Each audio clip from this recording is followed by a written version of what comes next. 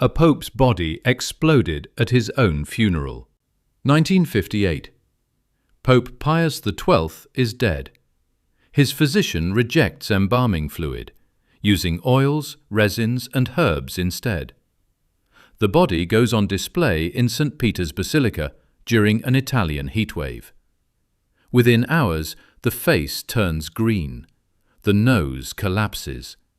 Gases build inside the corpse. Swiss guards begin fainting from the stench.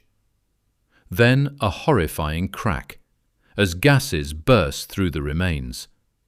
The coffin is sealed immediately. The doctor was banned from Vatican grounds forever. A sacred farewell turned nightmare that history never forgot.